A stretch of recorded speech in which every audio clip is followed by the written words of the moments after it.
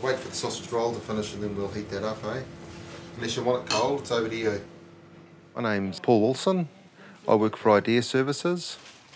I support Alex to maintain as independent a lifestyle as possible. Do you want to come and do this? And just turn the dial around to the 3 there. So keep it going. Well done, mate. That's as far as you go. Something that I love doing is helping people. And I suppose working as a support worker with Idea, you've got to have some sort of compassion towards people to be able to do that. Oh, yeah, what our instructions say here. Come in. Hi, Therese. Hi, Philomena. How are you today? I'm fine, thank you. And how are you? I'm okay. My name is Philomena Semiatu. I work at Cashmere Homes. My role is a healthcare assistant. I've been here 3 years now, but I've been doing this job for nearly 20 years. I'm going to give you a mouth care today because we didn't do it at lunchtime. We was in a hurry. I enjoy this job. I love this job, I put it that way. I love this job. Basically because I always like to be looking after people. So this is what I do to Therese. She brush her teeth in the morning and then brush her teeth again after lunch. When I come in the morning, I say good morning to everybody. Well, sometimes they're sad because they can't sleep well from the night time. Some morning you come in, they while awake and they say good morning and they say silly dreams from last night and that's make you happy. It's like family. You can read my writing. You wake up in the morning, you feel good because you're going to come and see your family. Where the tracks used to go across the road. That's right. Well, this place, this has been here for years and years and years. Here we are, the foundry opened in 1871. Alfred and George Price, that's where the A&G Price comes into it. When I was a young man at school, my mum was quite unwell. And I can remember going to school, it was just a hell of a thing because I don't want to be away from my mum because she's unwell. We're talking about a 5-year-old kid here. The other kids would be doing things and achieving stuff and that sort of thing. But for me, I was that set on trying to make sure that I don't screw up. If someone found out that I can't read and can't keep up with my schoolwork, or heaven forbid be put back a year, I would feel that, oh no, what's that going to do? Is that going to make mum unwell and cause difficulties there? It really, really affected my literacy and my ability to learn a lot of those sorts of things. I was just the person that sat in the back of the classroom, just sort of managed to avoid it all and just managed to slip through the system. When I left school, I could read and that sort of thing enough to get myself by, but any great depth or anything like that, it certainly wasn't. To retain the information and get it going, it just wasn't there. I trained as an ambulance officer years ago, and one of my biggest fears was if the boss finds out I can't read or I can't write very well, is that going to put my job in jeopardy? So that was a really, really scary thing for me. It was something I used to be beside myself, worrying about it. Years ago, there used to be seats around here. You get very, very cunning. You manage to bypass situations that require you to read out in public. You sort of make out you've got a bit of a sore throat or a cold or a couple of coughs. And that's the sort of way that you cover things like that up. I suppose is one of the compensatory things for not being able to read that sort of thing that well. I could remember things really, really well. So we do like a physio thing? You can... Yeah, I can get up. But Get up? I want to get someone else to help you. Okay. When I arrive in New Zealand, the English, I can hear the English word everywhere. Even my cousins, the one they born here, they speak English. And I thought myself, oh, I come in the wrong country. You know, I can't understand them. Just hello and goodbye. I've got my co-worker here, this is Nesse. Hello. When I first start doing this job, I'm really, really scared to speak the English. Well, on those days. Put your legs down here. I don't want them to hear I talk different. Sometimes I feel I don't know what to explain the patient needs. The new bell. I'm okay now, but those days of my first doing the job, yeah, it was a lot A lot of things are risk.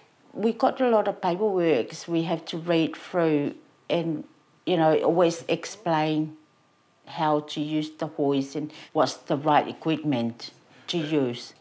It's okay. When I first do the job, sometimes I'm afraid if I can't read properly, I might not follow the policy of the job.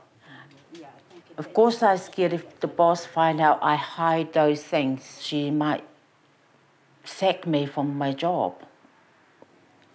If I drop this patient on the floor, I think it'll fit over there by the side. okay, we'll sit forward. The hardest person to tell is the manager. The easy person to tell is your friend at work.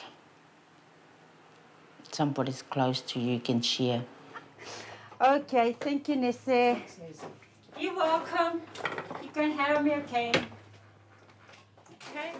People don't like talking to their boss about not being able to read and that sort of thing. It's sort of the wrong person to be sort of sharing that information with. There's like this stigma attached to it.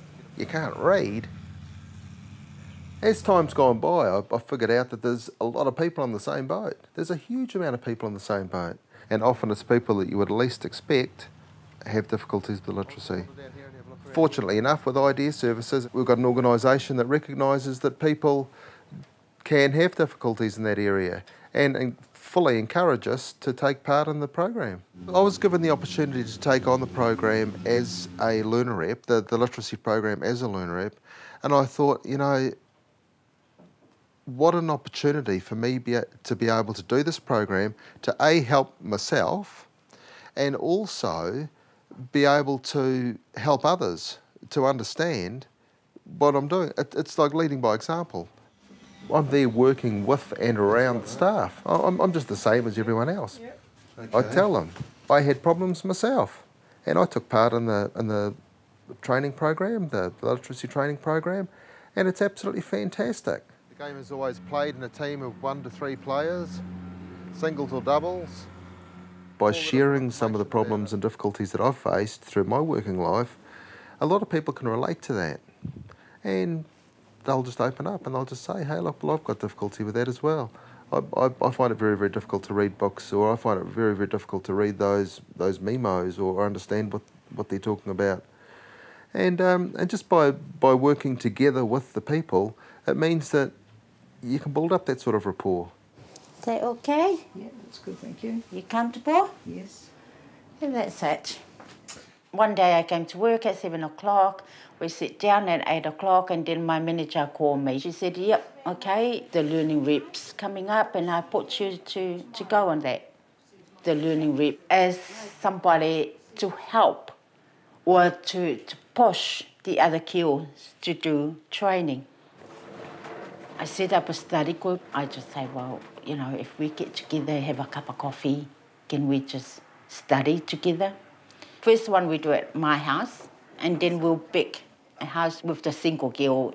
They got no children, so no kids running around, and yes, or I always tell my husband to take my kids away while the girls are coming.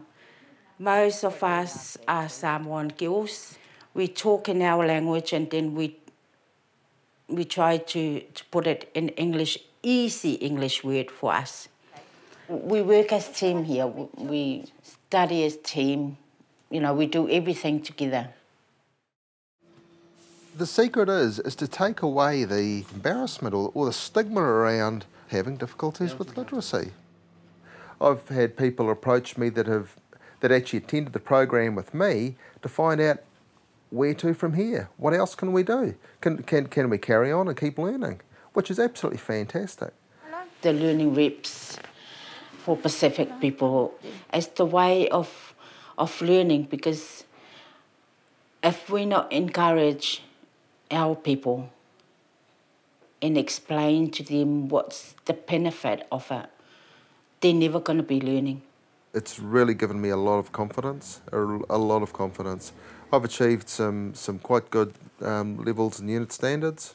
National certificates of care workers. Most of our girls, they complete their level 2. 2 girls complete the level 3. So yeah, it's a good benefit for the hospital, for the hard work for the girls. And it's good for the girls too to have a little bit of money, you know, on the top of the wages. In this day and age, the job market's quite a competitive area, and it's really, really important to be able to learn skills and upskill. It's learning for life. A memory of those who fell, those who served South Africa, 1899 to 1902. Big change in my life. I'm comfortable of doing my job. I'm comfortable of talking English. You take sugar with your Milo? I'm comfortable to go and talk to my manager to learn more about what's at my job. I'm comfortable with her now. So everything's become good.